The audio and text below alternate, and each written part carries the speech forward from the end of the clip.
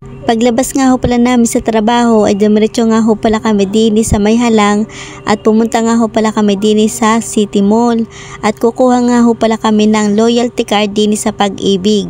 Hindi ko na nga lang ho nabidyuhan ang pagpunta ho namin din sa City Mall.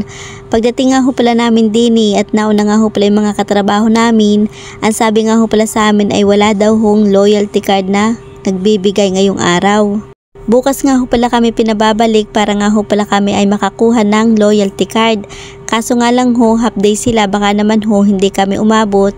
Kaya naman ho, lungkot na lungkot ho kami ngayon at hindi nga ho pala kami nakakuha ng loyalty card. Yun nga lang ho pala ang pakay namin din sa Pag-ibig.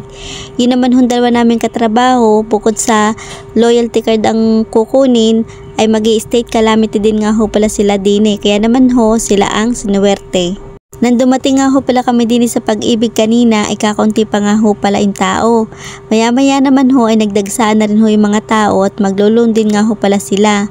Nung matapos na nga ho pala yung pagpasa ng dalawa naming katrabaho at okay na at approve na, kami nga ho pala ay uuwi na at lalabas na nga ho pala kami din ng mall. First time ko din nga ho palang pumunta din sa City Mall.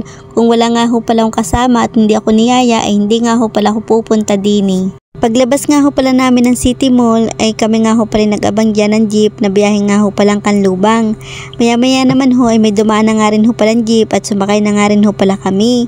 Pagdating naman ho namin din sa may terminal ng Kanlubang ay kanya-kanya nga ho pala kami bili ng pagkain. Din nga ho pala ako bumili sa 5-star ng Chicken Joy. Dalawa nga ho palang piraso yung binili ko tapos spicy nga ho pala yung flavor. Doon naman ho sa mga katrabaho ko, binili rin nga ho palang mango shake tapos rin nga ho palang shawarma. Dahil medyo nagugutom na nga ho pala ako, ay gustong gusto ko na nga ho palang bawasan rin binili kong chicken. Nung makabili na nga ho pala kami lahat ng pagkain, kami nga ho pala sumakay na ng jeep, biyahe nga ho pala ang Terilay. Pagbaba nga ho pala namin din sa may Terilay, humiwalay na nga ho pala yung isa namin kasama na si Ana at kami naman hong 5 ay din sa Jesmo. Ari nga ho palang nilalakaran ko nga rin ay papasok na ho ng aming boarding house. Pagdating ko nga ho pala din sa loob, yan nga ho palang itsura ng pagod, gutom at wala nga ho palang napala pagpunta ng Pag-ibig at hindi ho nakakuha ng loyalty card. Nagalis nga lang ho pala ako dyan ng uniform ko tapos nagsaing na nga rin ho pala ako diyan at dinin na nga rin ho pala ako nagsaing sa kalan at mabis-bilis nga ho pala ring maluto.